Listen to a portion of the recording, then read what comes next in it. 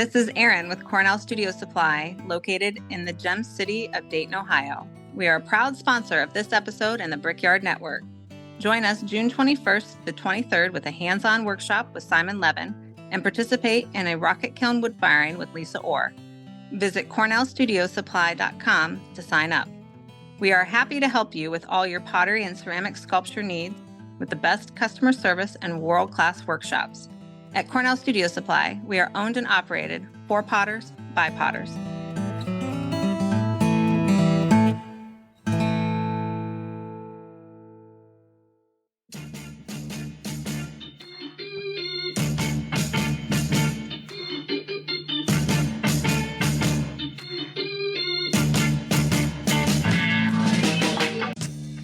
Welcome to the Tales of a Red Clay Rambler podcast, featuring interviews with culture makers from around the world. This is Ben Carter. I'm going to be your host. If you'd like more information on the show, please visit our website, talesofaredclayrambler.com.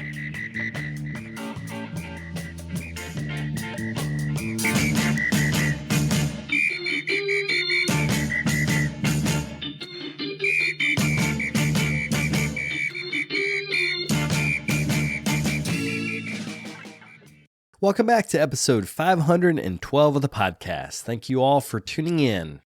Today we have a live episode that was taped in front of a studio audience at the NCECA conference in Richmond this year. I'm joined by Brian Kakas and Lisa Giuliani for a discussion about the changing landscape of ceramic education. In the interview, we talk about how demographic shifts have led to closures in higher education, how craft schools play a part in keeping ceramics alive, and how an arts community can survive after a core institution downsizes its ceramic program. As you might have heard, the West Virginia University program has recently downsized, and they're just one of the many institutions that are going through major changes as school administrators are looking for profit in the education system more than looking for educational outcomes. If you would like to continue this conversation, I would love to hear your opinion, or if you have an institution that you're a part of that is recently downsized, I'd love to talk to you more about this. As always, these discussions that we have at NCECA are really starting points that hopefully will engage the greater community throughout the next year and into the future. I did want to thank Cole Collier for running sound for this event and to NCECA for co-producing this episode, as well as supporting podcasting in the ceramic community. Before we get to this episode, I'd like to mention that we are celebrating 12 years of the show. We just launched a fund drive, and I need your help to support this upcoming season. So if you'd like to get involved, there's a couple different ways you can do that. You can go to talesofaredclayrambler.com/donate, where you'll have access to our PayPal portal. You can also become a sustaining member at patreon.com/redclayrambler. For the new folks that support the show on Patreon, there's all sorts of perks, including t-shirts, posters, and access to the Tales from the Vault podcast feed, which features episodes that are no longer available on major podcast apps. Thanks for listening and being a part of the Red Clay Rambler community, and thanks in advance for your donations. Without further ado, we'll get to the interview.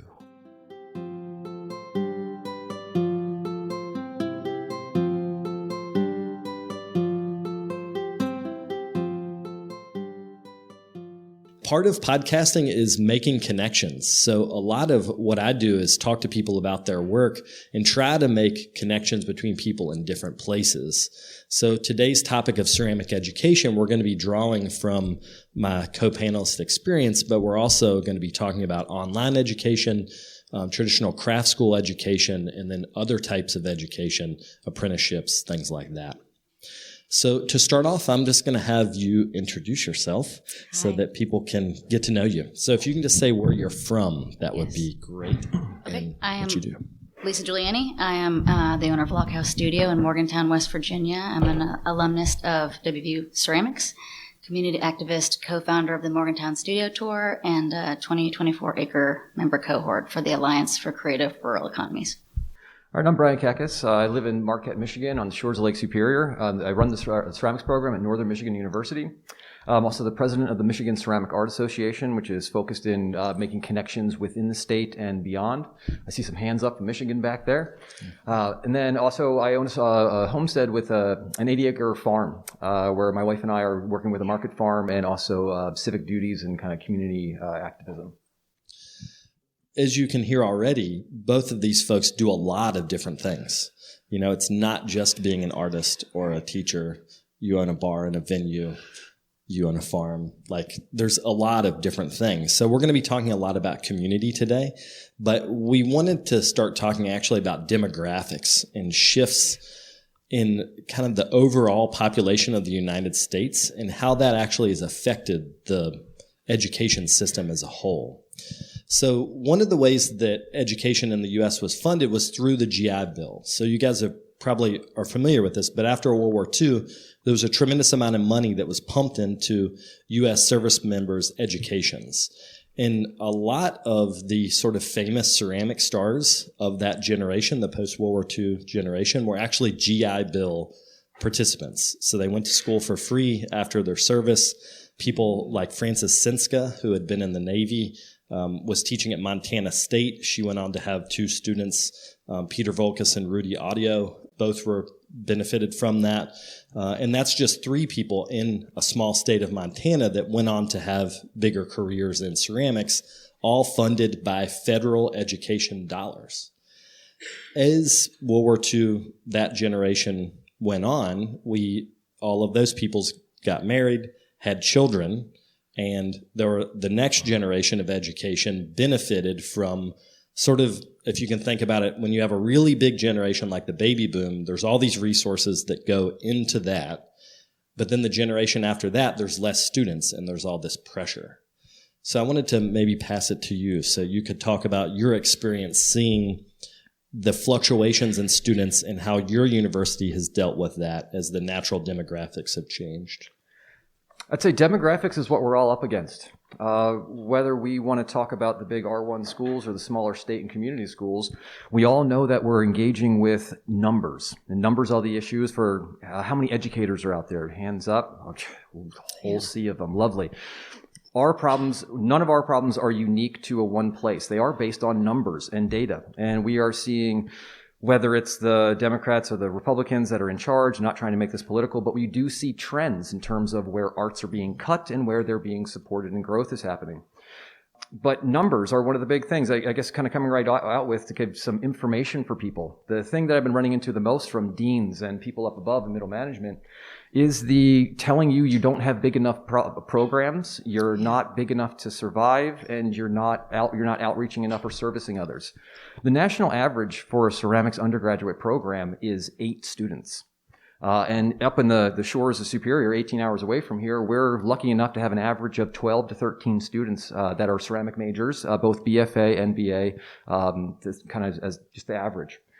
When you look at some other things across the board, some of the biggest schools out there are Cranbrook. They've got 15% of their School of Art and Design is ceramics. That's a large percentage. Coming up from that is Maine College of Art and Design. They're representing about 4.3% of the institution. I'm sorry, not of the institution, but of the School of Art and Design itself. KCAI, they're another 4.1%. So the Northern Michigan University, again, we're a small school, sub 6,000 students at this point. We're representing about 4% of the School of Art and Design itself. And then the bigger picture there is that the School of Art and Design is representing currently 5.8% of the university as a whole. When you look at some other places, such as University of Michigan, that's something that we've put R1 schools, we do research against R1 schools to show how we fit into that gambit and success or failures. So knowing that some of the larger schools that are dealing with endowments and they have money to do things, nothing against them, we celebrate that. But they're coming in at about 1.3% of the university. And we are holding down, again, a 5.8% of the university as a whole.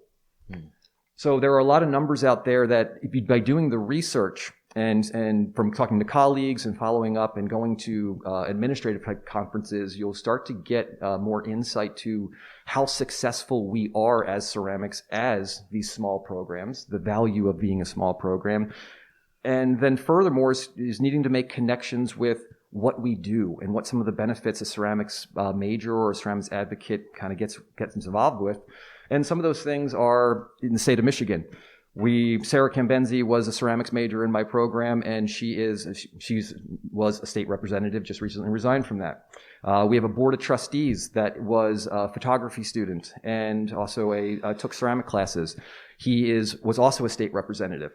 Then the senator of Michigan, Senator Mallory McMorrow, started out as ceramics and then industrial design at Notre Dame, went on to Mazda, and those connections and working with people seemingly outside of the arts, she's now the senator, and she's leading incredible discussions across the board. And so we have to look at how ceramics is allowing communities and businesses to grow as people grow into themselves. Yeah. Something I would like to talk about with changing demographics is this cohort of people called the peak millennials, which is 9.5 million people. It's the biggest group of individuals in our country. So these kids were born between 1990 and 1991. They went to college in 2008. And what else did we have in 2008? We had the recession, right? So what you have is these grandchildren of the boomers, and they are now... The labor market is bad, so they're sheltering in universities, and enrollment starts to shoot up. So you have this huge cohort of people that are looking for a place to be. So there's a lot of competition, and universities start to grow. Administration starts to bloat. So we have tons of people, but the realities are that behind these kids, we have a demographic cliff. There just aren't the children being born. So, we're going to have to make a shift. We're going to totally have to shift going forward on how we perceive the higher education. And if I'd say drastically, because just in the state of Michigan, we're looking at 5 years from now, there is a projected 40% decline in students. Yes. That's an incredible number when you think about what that's going to mean for the staff to faculty to hopefully at least shrinking the bloated admin, which is part of the bloated administration is a big deal. Yep. Yeah. But there's just going to be less kids going to college, and that's just the realities. Yeah, because they don't exist. They're not there. They don't exist. Right. But well, one of the things I wanted to talk about is how we can advocate for the arts through these natural cycles of boom and bust. Sure. I talked about the World War II boom, and then there's the peak millennial boom. So schools expand, and then they naturally contract. Yep. But some schools contract more if the administration is not as art friendly. Right. So can either of you talk about just advocating for the arts, not even just ceramics, but for the arts in general, to your administration or to your community, so that people in power understand that education is more than just we educate people and they go out and get a job and make X amount of money? Being proactive, being engaged. Yeah. That is the number one thing. And so when I'm out there, my professional career in terms of making work, I long for the minutes or the hours that I can kind of squirrel away to make something. But my work has become being an advocate for the arts, for the university, and for the community. So in that, it's almost there's an ego to the amount of titles that are underneath my name when I send an email from the university, because I'm on the international committee. I've been on the faculty review committee. I've been in curriculum for over 10 years, scheduling for over 10 years. But being on things like executive committees and senates, don't be quiet, don't be passive, don't get complacent. You have to be out there. You have to be the squeaky wheel. We have a phenomenal facility in the middle of nowhere. It's a world-class facility because we had an administrator in the School of Art and Design that worked in his position for 44 years as the assistant dean. But he fought tooth and nail to the point where the admin hated him and loved the day that he retired. But he built a multi-million-dollar facility through being proactive. And so I've kind of taken that under my wing, which is that's my job, not just to teach students and to give people a voice and to give them a chance to learn who they are, but is to show the benefits of that to the administrators, to teach them, to be in front of them, to not stop talking. So it means that there are long days. It's not just 8 to 10 hours a day working with the students and teaching, but it's adding another 4 to 6 hours a day with paperwork and doing the research and providing the numbers to show tangible data that is fact, and then also showing the connections of where the students are filtering into the community. We have the majority of our town are art and design alumni that have expanded from their original major into something greater and broader. 23% of our downtown street is made up of art and design alumni in creative businesses. Pushing about 35% of the businesses in the city of Marquette are all alumni that are creative businesses ranging from tattoo parlors to jewelry shops to VR gaming rooms, to ceramic businesses with mass production to one-offs, poetry readings, open mic nights, things, the whole diaspora of what arts can be and what it can connect to. We're teaching people how to think. We're teaching people how to problem solve and how to find middle ground. That's life. Yeah. So it's not always governed, a lot of it's governed by abstracts. But we're teaching people how to navigate the world and make a place that they want to live in. And Marquette has become a bit of an epicenter in the Upper Peninsula, where we are far distance away from here on the Lake Superior. But people don't stop showing up. And when they come, they often do not leave. And they find a niche in the community because they find like-minded, progressive individuals that are into things like clean air and local food, celebrating small businesses across the board, where any night of the week, if you go out into town at a restaurant or a bar or just an event, the majority of who's there are the business owners that are staying active, that are engaging with each other and creating a two-way street between the university and the community, but not relying on the university to provide anything for us. They are making change and they're providing opportunity. I feel like in Morgantown, we're about 10 years behind you guys. So we've had a huge shift. We've lost a lot of students. We've lost a lot of faculty, as you guys all are very aware of what's happening in Morgantown at WVU.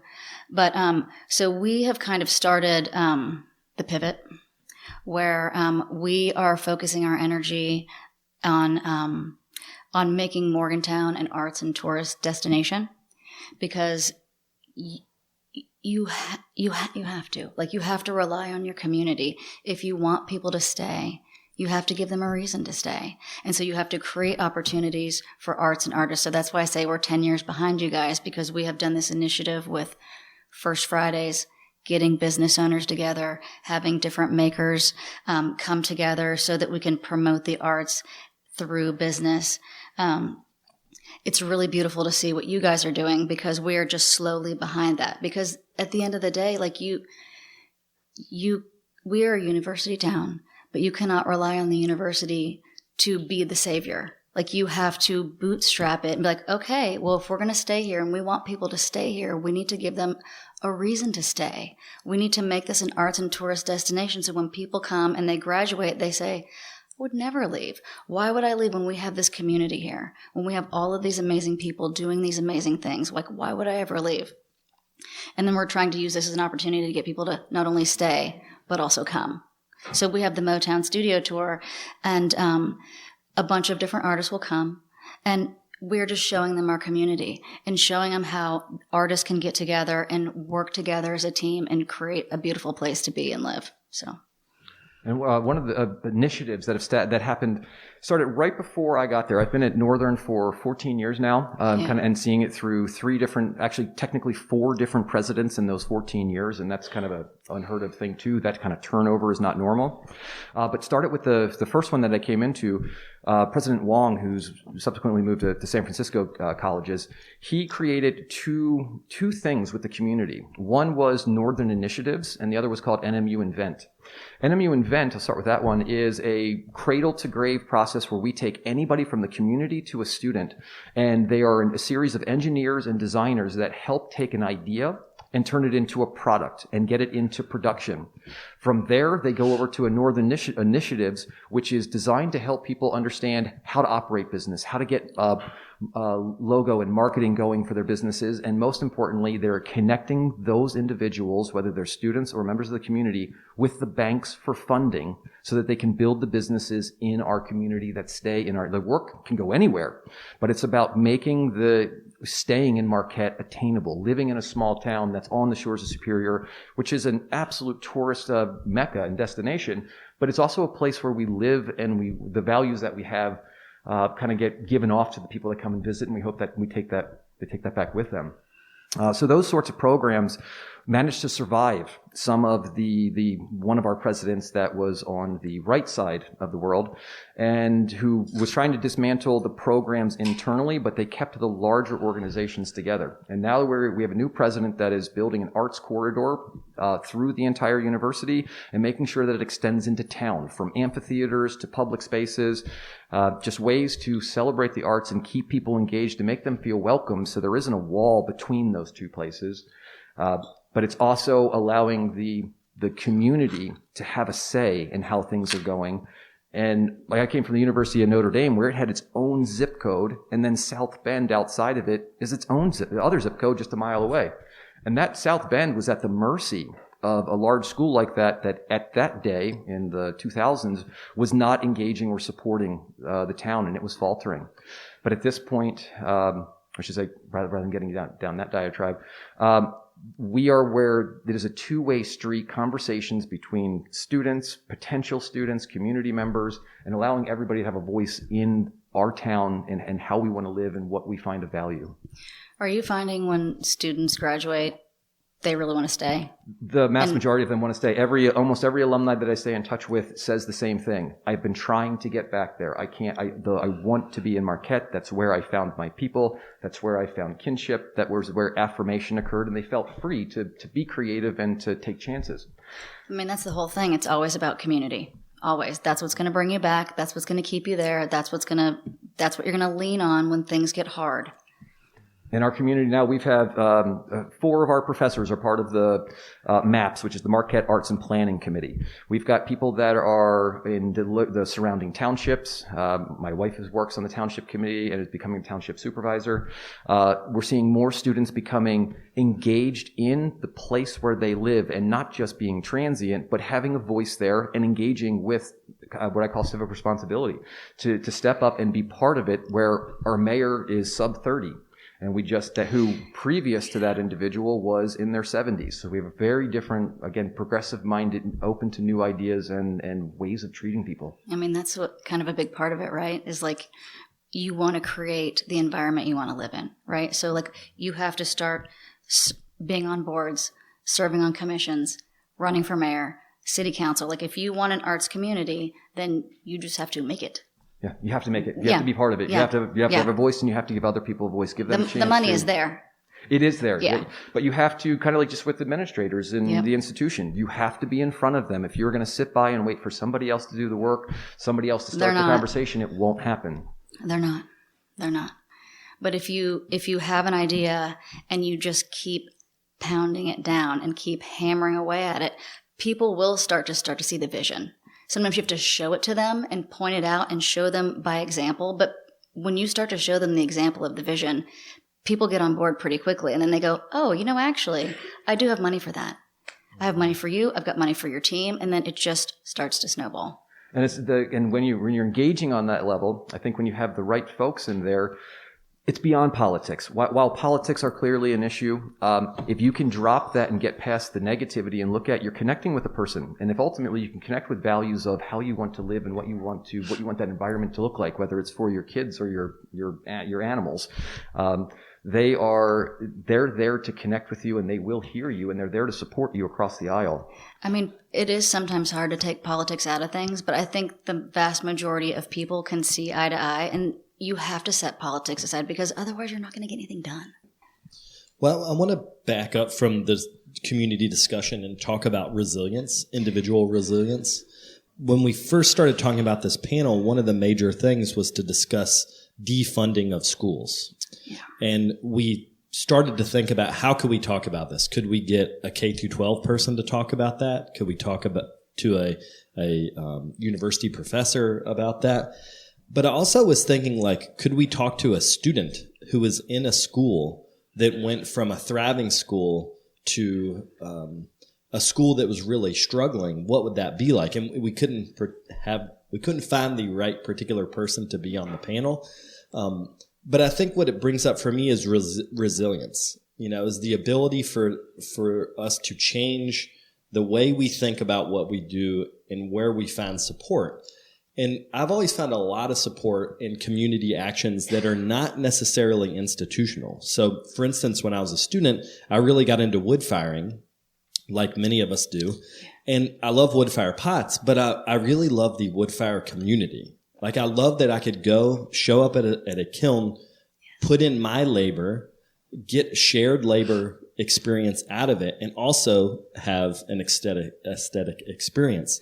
So I wondered if either of you would talk about individual resilience through sort of hard times in your own educational path, or in the case of your communities, or sort of community resilience through something like wood firing or building an art center or building some other opportunity like that. So do you have any thoughts on that? The most recent is, and due to being active, due to being a loud voice in a small town, there was a panel of us that were selected by the Michigan Department of Film and Media, and they chose 6 cities around the state of Michigan to give these investments to build some type of community-driven change. And what we ended up doing there was a panel of 10 of us that ranged from business members to ceramic artists, like the whole panel. And we were given a grant for $300,000, and we built a co-working space. And that co-working space, after the first year, held 46 different companies in it. Some companies as large as 15 employees, and other companies that had 1 employee in it, and they were just using a shared desk. Now, we had the funding to last for 3 years, and it became successful. It was self-running, and it was taking care of itself, but we ran out of the funding in our own time. We ended up then selling that to another place that called it Campfire, and that Campfire became not just the same co-working space, but it also started to connect people with the tech industry, to teach them about how they could work remotely or be out here in the middle of nowhere and still be having a conversation in the greater picture, be it regional, like state, regional, or national, or even international. So being part of that group, I think that was the turning point for me, that I found out that Marquette I wasn't going to live out of a backpack anymore. Marquette was a place to be. I wanted to live there. I wanted to settle down, because these were people that were active from all different corners of education and demographics of where they came from, but they all had that same goal, which was, we're here to support the growth of this place, of individuals, and not make it about themselves. I hear that. So whenever in the fall, when all the academic transformation was happening, it was pretty grim over in Morgantown. I went over to the studio, and everyone was very defeated. But time has worn on, and everyone's moved into the acceptance phase of the situation. But we've all kind of decided that you can be sad and cry about it, or you can create opportunities. And so in this situation with this ACRE program, it's through Bridgeway Capital, and it is out of Pittsburgh. And they've taken this cohort of 25 people that are all arts related, and they're giving us a 1-year business plan, business education, and to showcase our goods, they're going to do photo shoots. They're going to do workshops on taxes. So in an effort to get these 24 people that might have just moved through town to stay and start a business. We've also had other opportunities with the Tamarack Foundation to initiate like a First Friday initiative. And so all of that, before, when things were going fine, I don't know if people would have sought out these kind of opportunities, because you're just doing the thing. You're at the university and it's business as usual. But in situations where there's these huge seismic shifts in stability and funding, it forces you to be like, okay, we've got to bootstrap this thing. We have to figure out what we're going to do. And so that's kind of where this big pivot has happened, where people are like, we're going to take matters into our own hands and see if we can get some outside resources to make this town a go. So I wanted to think about how art centers play into this. When I look out into the audience, I can see some university professors. And I think, a lot of what our focus at the NCECA level is universities. And I think partially that's because universities were good organizers. But as university funding goes up and down, what I've seen is that art centers have been springing up, and you guys might have seen this yourselves, everywhere. Like, think about, actually, when you look at old ceramics monthlies, it's really interesting to look at the ads and to see who was offering workshops in the 80s, and then look at Ceramics Monthly now and see who's offering workshops now. And there are so many more art centers now than there were then. And I think it's because the desire for ceramic education has not changed. I think it's exploded. Right. Yeah. Definitely. Yeah. It continues to increase. Yeah. Yeah, and actually, we're going to keep talking about demographics because that's such a big part of the thing.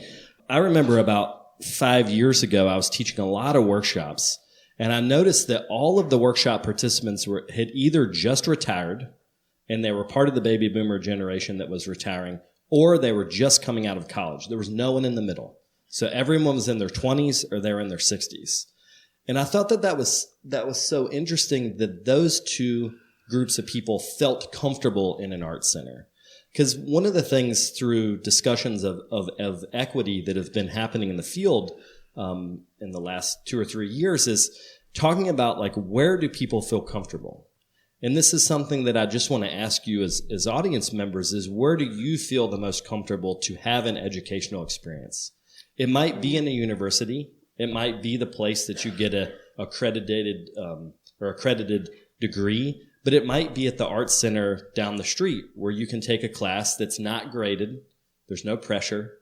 It is really you having a personal educational experience within your small community. It also might be in an apprenticeship program, working with someone like Mark Hewitt or any of the other sort of lineages of apprenticeship. So as we're thinking about the not higher ed, but sort of public education of ceramics, can you guys talk just about your experience with that in the areas that you're in? Well, I think COVID has played a huge, huge role in that. I mean, I think the interest has exploded. I mean, has anyone tried to buy a wheel or a kiln recently? Good luck. So I think that I think it's been fantastic in that realm. My co-founder, Jen Allen, before COVID, she would teach workshops, they would fill. But during COVID, you had these online workshops, and they are exploding. So you are now increasing access for hundreds of people, and it's been a great platform for her specifically with business, because now you can have 100 students, 300 students, 400 students. But I think this is a fantastic time for residencies and art craft centers, because there is just so much interest, and people really do want to put their hands on clay, and they want to have community. So this is a great time for something like that. I think there's been a huge spring. What do you think about that? We've done a lot with, the pandemic changed many things, absolutely changed how we're approaching things, but it an increased interest. Where we went into some lockdown modes, I was doing efforts of recording things from the classroom and building videos and making those things public so that I could give that to the folks that run the paint your own pottery place that's in town, that then also created a small workshop that allowed people to pay for a shelf and pay for fire rings and start to get access. And also, I'd say most importantly, was connecting with the K through 12 education in our region and making sure that there was an open line of communication between those teachers and the university, because we have limitations of where we are with our demographics, and being remote feels like we're a day away from civilization where I live. So the university does by default become the epicenter where people come to. Absolutely. But I wanted to make sure that it wasn't this private, regarded information that was exclusive, that this is information that needs to be out there building that community. So things that was happening in the classroom, I was helping and continue to discuss with the local teachers that are in K through 12. We've built courses in the K through 12 classroom that our first one is Woods, that students can then take classes in high school, and they are immediately filtering into our university program and giving them credit. Smart. But then doing things, outreach, where any clay, recycling clay or any clay that I can kind of put to the side, giving packages of clay and old tools and underglazes to the K through 12 teachers so that they can give this to the next generation and keep it running. So a lot of that, I think, while the walls around of a university can really separate themselves from a community, I'm in a location where we have been actively trying to tear those down and give that olive branch out there that we're part of the same community and we're operating at different levels, but we're all equally important. And that we want our students to all have the same thing, and that's a voice and learning who they are. We'll be right back after a quick word from our sponsors. Today's episode is brought to you by the Rosenfield Collection of Functional Ceramic Art. The collection exists as an online resource for research and inspiration, featuring photos of over 4,000 objects made by over 1,000 artists. The images are high quality and can be used with no permission required, making them a great resource for students and teachers. To find out more, visit rosenfieldcollection.com. The Bray Clay business is your best source for Bray epoxy, a two-part moldable epoxy intended for post-firing repairs. Working like clay, it's easy to shape, texture, fill gaps, and recreate missing parts. Bray epoxy is sold in tan, white, and black base colors, and we also have a 9-color kit that will allow you to perfectly disguise your repair. Order online anytime at archiebrayclay.com.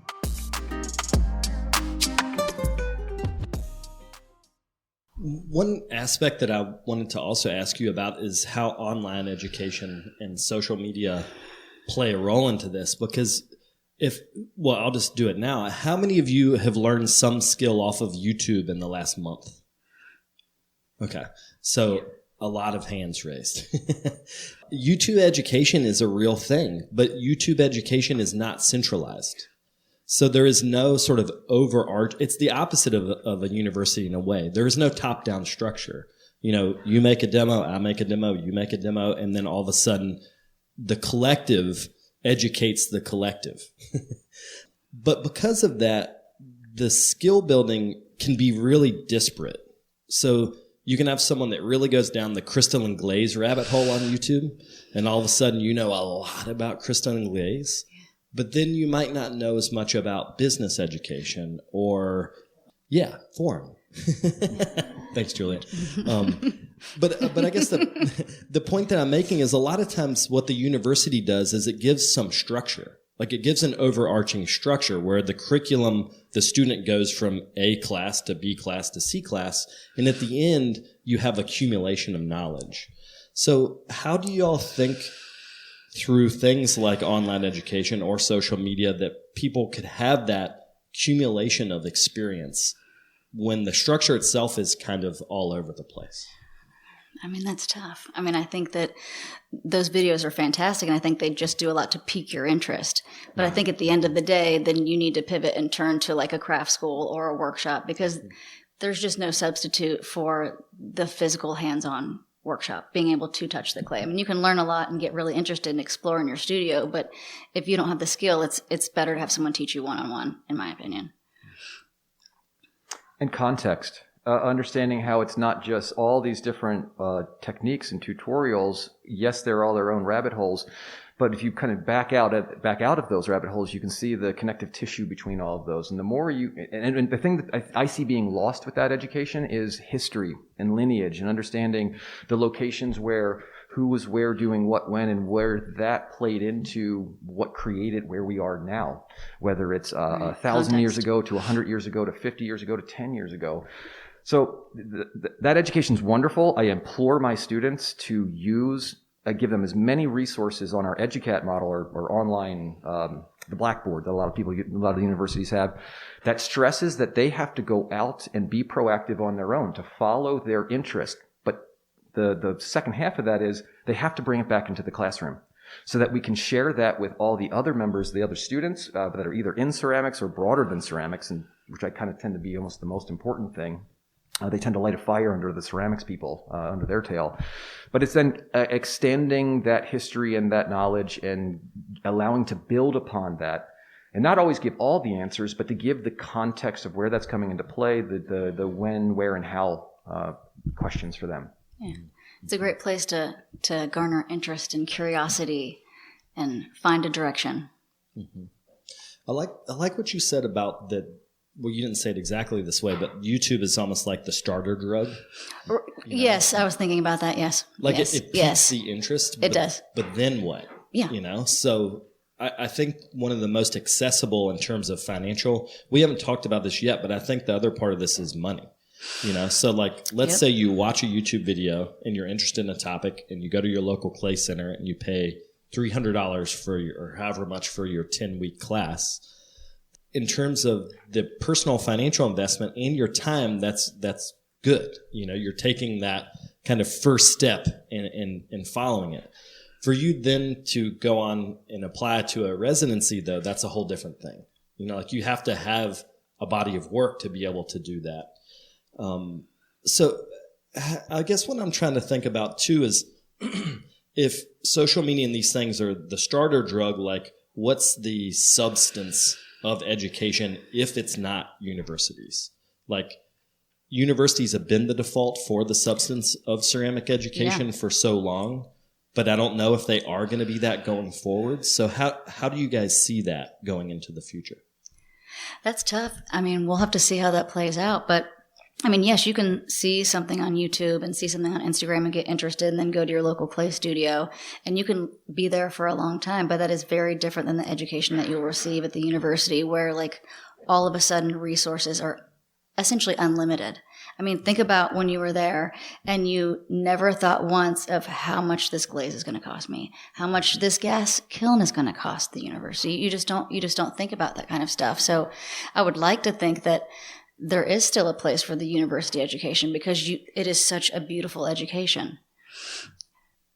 But we'll see how it shakes out. We've been trying to build a lot of that into my program, is making sure that it is practical everyday things, from the safety and hazards of materials to the cost and budgeting. And what does an electric kiln cost to fire to 08 bisque versus a cone 6 glaze? Well, I would have loved to walk out of WVU with more of a business education. We had a business plan competition when I was there, and I entered that, and that ended up being just as important to my ceramic education as the actual ceramic education, because that business plan competition taught me about taxes, talked to me every aspect about the business, and I ended up writing my thesis. It was a business plan. And so I would love to see the business aspect come into university structure, because at the end of the day, like, you walk out, if you have not had that, you're like, oh, how do I do my taxes? How do I do any of these things? So I would love like kind of a holistic program where you have the history of ceramics, you have the making of ceramics, but you also have what are you going to do when you get out? Because that is a fantastic education and definitely worth the giant price tag. And so we've been actively pursuing that. We had what's called for us was a strategic reallocation assessment. That happened in 2016, and that's where they put every single major on the chopping block throughout the university. And you had to prove your value, and you were going to fall into one of 5 categories. 1, you were untouched, and you were going to get funding and additional support. 2, you were going to be stay the same, but you were surviving. And 4 meant you were being placed in the guillotine. And number 5 is you were gone. Well, we again, through our active research, we were able to show how we were servicing the rest of the university outside of the School of Art and Design. And that really was based in practical classes and information and opening up to courses beyond the art major, making the classroom more diverse, where taking interest and allowing them to jump up to something that was usually a higher level, but engaged into at a lower level. And we are preemptively getting in front of another SRA process that is coming up in 2026. And so our School of Art and Design has been actively working on a curriculum shift that we're going to be submitting next year. And so within 3 years, we'll be teaching all new courses. But we are doing things where we're able to do it, through a robust foundations program that the entire faculty stands behind, both philosophically and engages in the classroom.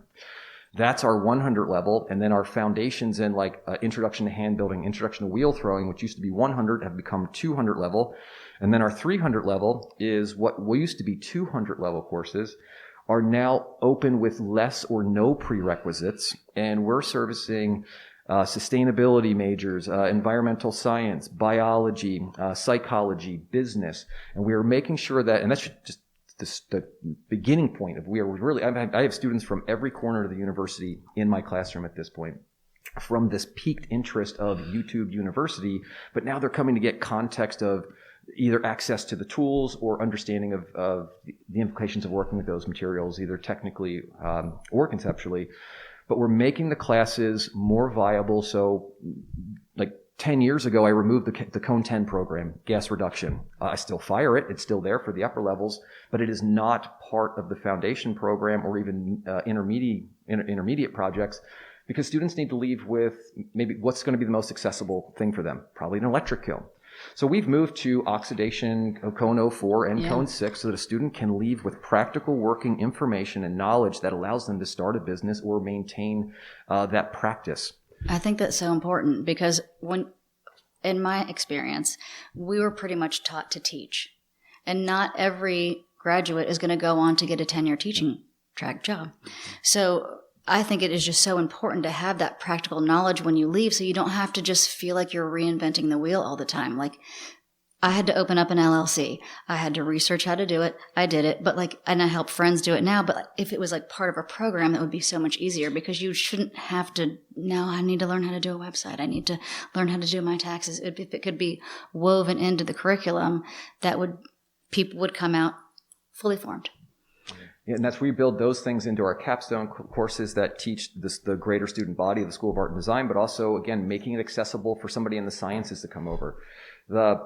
As much as I would love my students to go to grad school and ceramics to be the thing and then to take that to the next chapter, what's the most important thing that I think we're selling at the university is the ability for someone to get that degree, associates or bachelor's and undergrad, and that's the springboard to a business, to a practice, to being part of a community, settling down. Again, it's practical information that lets them get started. Absolutely. One of the exciting projects we have right now is we're doing a tableware set for our teaching kitchen, a new restaurant that was on campus that was built in mind to interact with the arts, and our vocational school, the Jacob Eddy, which is just a couple blocks south of our campus.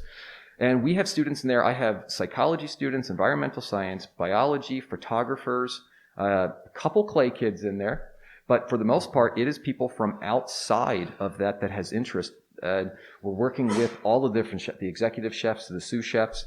So they're learning about a little bit of tableware history, which is going to be expanding as it becomes a real course or a more established course. But the students got to learn how to build a Jigger Jolly arm, and now we're using templates. We're taking everything from a 100-level classroom where we're teaching students about the power of Adobe Illustrator and that Adobe suite.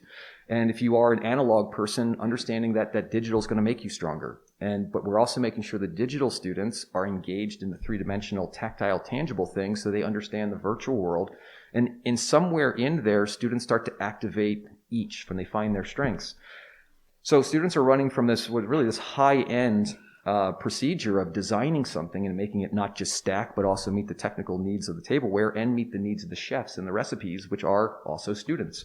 And it's going to be the final presentation is actually a high-end dinner that's being presented in April with our first 400 dishes that are going to be on the tables. So we're hoping that things like that, where our programs are now, our courses are becoming requirements from things like our CTOS, which is the College of Technology and Occupational Sciences. We're working with the vocational schools. We're working with the chemistry department to expand glaze understanding. So we're getting people to come into high-level projects that can have a direct place in society, daily, small. We all know, everybody in this room knows the power of a bowl and the difference of a ceramic object in your hand and what that provides for your soul, nourishment of your soul with the addition of food beyond that of a paper plate. Other people know that too, but it kind of is more effective when they get to see that material firsthand, and that they realize that they can be at entry-level skill, but we're allowing them a doorway into upper-level concepts and techniques so that they can apply that upon graduation and be part of our community and a contribution. And that helps the program be more sustainable too. So at WVU, we had the production studio as well, and that was one of the reasons I went to WVU, was because I was so interested in the production studio and the China program. Because you learn how to design, you learn how all the ins and outs, and you start to learn a little bit of that business sense. Not all of it, but a little bit of that business sense. But that collaboration with the community taking it outside of the university and building relationships with your community, different restaurants, that is a recipe for sustainability in the program. It's great. Well, we've thrown a lot at you already. Right. So I wanted to open up the floor and again remind you all, if you would like to ask us a question, if you could walk up to the mic so that we can get you on the recording. Looks like we have a question coming. I am a current student and hopefully future educator. Currently, my research is very focused on the intersection of mental health and disabilities in education and how that can be really beautifully interwoven with ceramics. So I would like to teach special education and students with disabilities in ceramics. And I guess I would love to hear thoughts or any kind of advice on that front, and how specifically ceramics and art can impact the lives of students with disabilities. I think clay is one of the most powerful materials that can be effective in that area. And since the pandemic, we are looking at seeing more and more, greatest interest in therapy yet come across. And so getting connections with your K through 12 special education into community centers, to nursing homes, engaging with people, getting clay in people's hands at all ages, it soothes the soul. Even if we don't know what we're doing and it's completely abstract, it's allowing the subconscious to become conscious. I've actually found that when you keep these things busy on something else, that's when you really get to figure out what's going on in there. And that can happen at all levels. Absolutely needs to be pursued, and where you don't need a undergraduate in a psychology or behavioral sciences or therapy program, just the exposure and the experience of working in the field, even in intro level, is what graduates programs will absolutely accept in the field. Thank you. Yeah, I wanted to add to that. There is a program at the Odyssey Center in Asheville, North Carolina, that's been working a lot with veterans. Okay, yeah. So you're probably familiar with that. And I'm really interested in, because I think there's a lot of awareness of mental health with students as they're progressing through K through 12. Like, we're hearing more about that. You see commercials even on TV about the mental health of students. I think it's maybe harder to talk about mental health with someone who's been through a trauma in a wartime situation, especially in the case of veterans. So I'm just wanted to offer that as a resource to reach out to Gabe Klein. He's talked a lot about that, and I think he could give you more information about the specifics of the structure of that program. So I'm working in a university space, and our art department has been shrinking and shrinking and shrinking. But the demand for our ceramics classes is growing and growing and growing. I have a 200-person waiting list every semester, right? But I can't get the university to offer more classes. So talking about this number game, yes, the total number of students is going down, but that number from a demand perspective is higher. How are you working with the administration to get them to recognize that there is a higher level of demand and offer more classes in those spaces?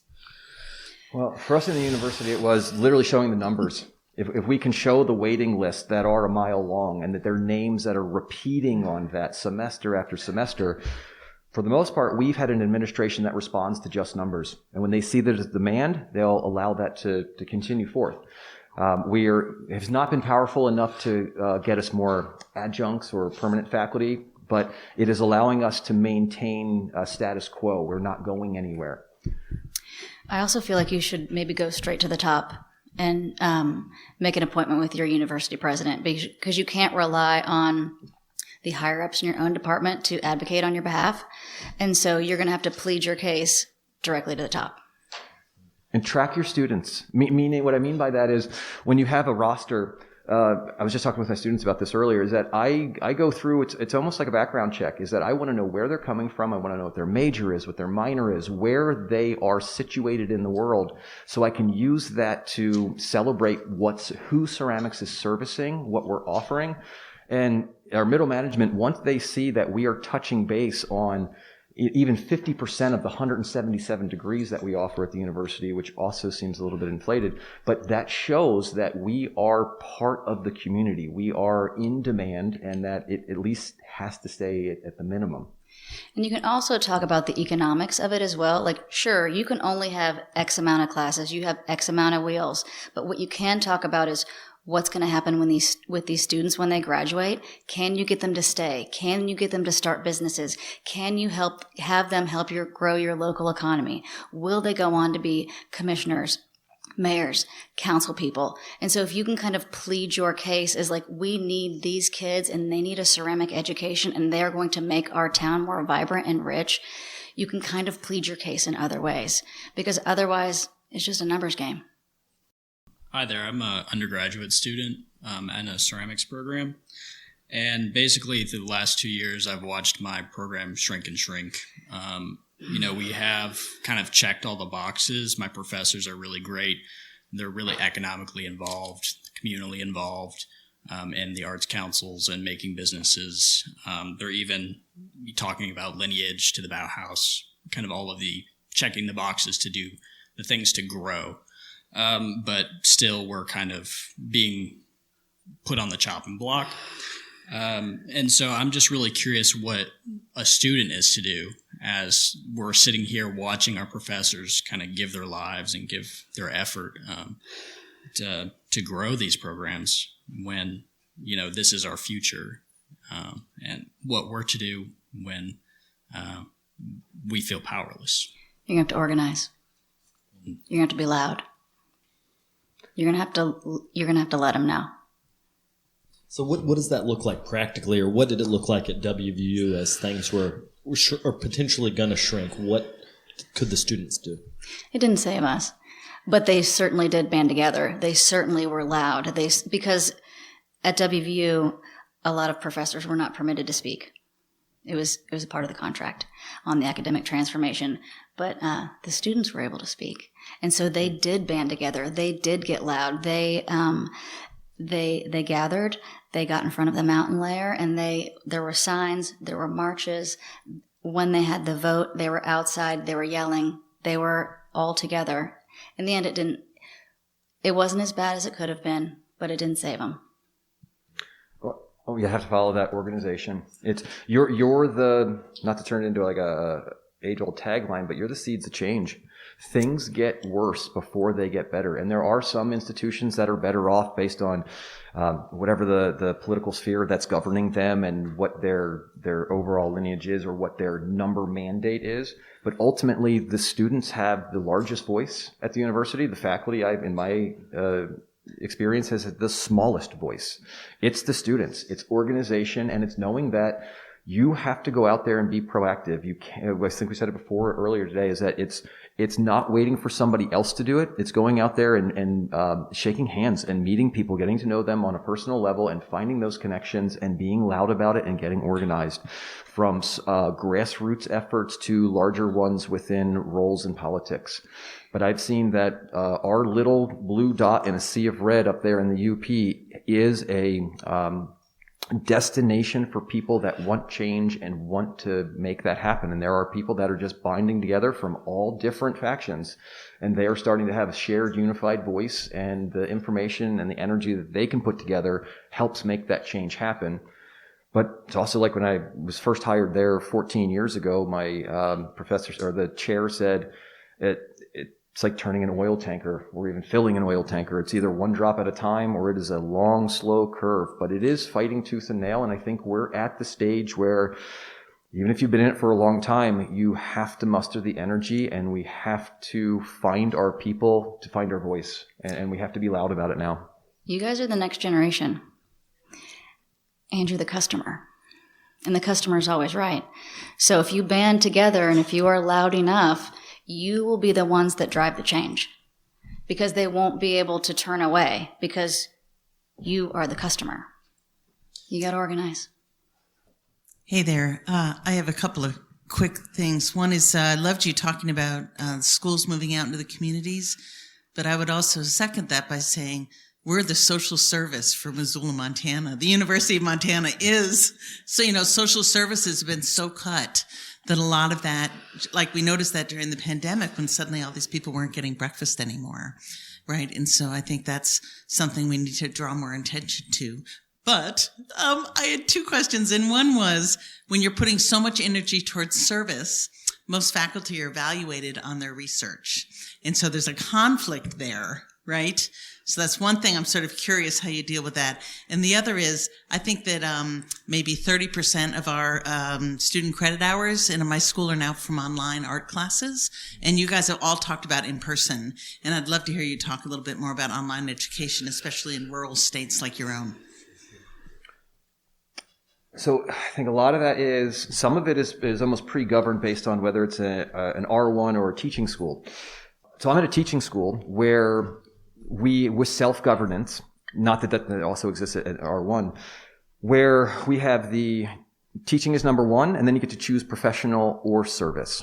So we have that choice of what's your second track and what's your third track. Yeah, it is unusual. And that's one of the things that's made me want to stay, is that I've got 14 full-time colleagues that not one person has ever tried to stab somebody else's in the back. Not one person has ever tried to stop someone else from getting a promotion or tenure. We stand behind each other, and part of that is the core values of our foundations program and our small town community that, just like Missoula, remember when I lived out there, it is that you are the epicenter. You are the people that they're coming to, and we have a responsibility to service those. We create our own bylaws.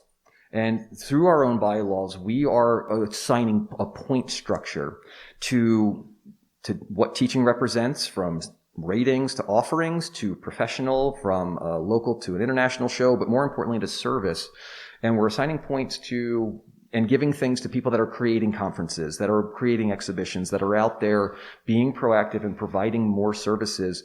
We are making a change, and it's been over a 10-year change, but we have points assigned that you can go up strictly through service. You can get promotion and secure your position through those activities. And that's really been about making sure that we are part of our community and that we have a responsibility, just maybe it's by default, of those demographics, because we're a small rural school. We also have we only need a minimum of 30 credits to graduate from Northern. So we are breaking down the barriers that allow people to transfer in from a multitude of institutions. We can use professional experience as a trade-off for actually to be the equivalent of course credit based on man hours, the same way an internship works. So we've had to lose some credits we originally started out as a 132 credit BFA program, and we were forced to drop down to 120, which is the standard. But again, that amazing thing that Northern celebrates people from anywhere they're coming from in their walks of life. So that 30 credits to graduate from Northern, we're getting, most of my ceramics program are transfer students that are coming up at a junior or even senior level to, maybe they're chasing a kiln or they're chasing the waves on Lake Superior, but either way, they're finding themselves up there and they're adding to their next chapter and they're starting to figure out that journey.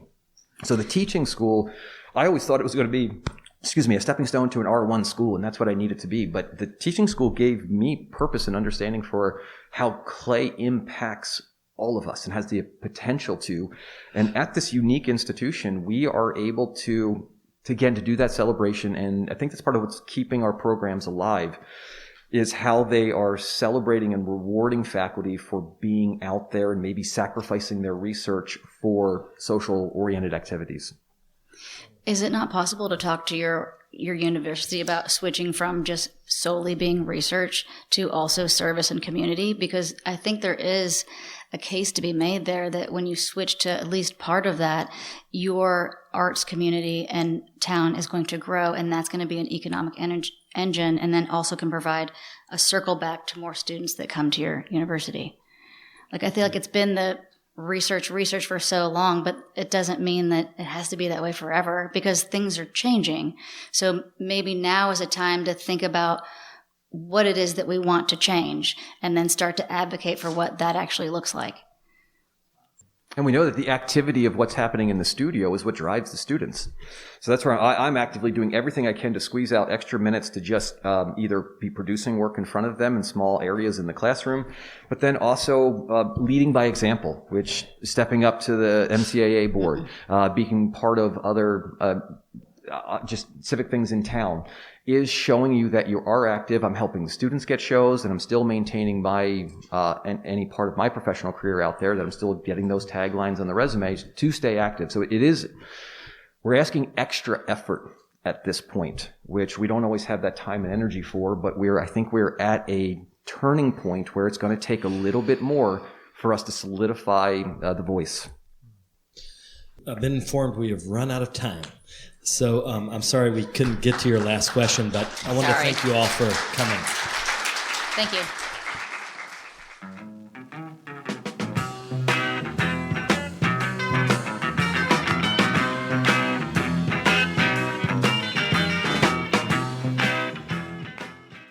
I'd like to thank all the folks that came out in the audience and helped with this discussion, as well as Lisa and Brian for being on the panel. I did want to mention that this was just one of the episodes that was recorded in the podcast room. We actually had 8 tapings, including episodes from The Maker's Playbook, For Flux's Sake, The Potter's Cast, Wheel Talk, Trade Secret, The Kiln Sitters, and The Ceramic Companion. You can find all of those shows on major podcast apps. And as always, it's helpful to leave comments and reviews, which will help all of these podcasts spread the love throughout the ceramics community. I did want to take a minute and thank today's sponsors. That's the Rosenfield Collection of Functional Ceramic Art, Cornell Studio Supply, and Bray Clay. If you or your organization would like to become a sponsor on the show, you can get in touch at brickyardnetwork.org. I'll be back next week with another episode. Thank you all for tuning in.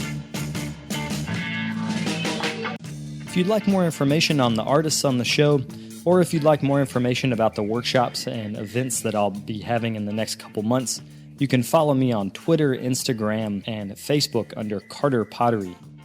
Another great way to support the show is to leave me a comment on iTunes. To do that, search Tales of a Red Clay Rambler under iTunes Podcasts, and you'll find a page that's linked to our show. Thank you guys for the support.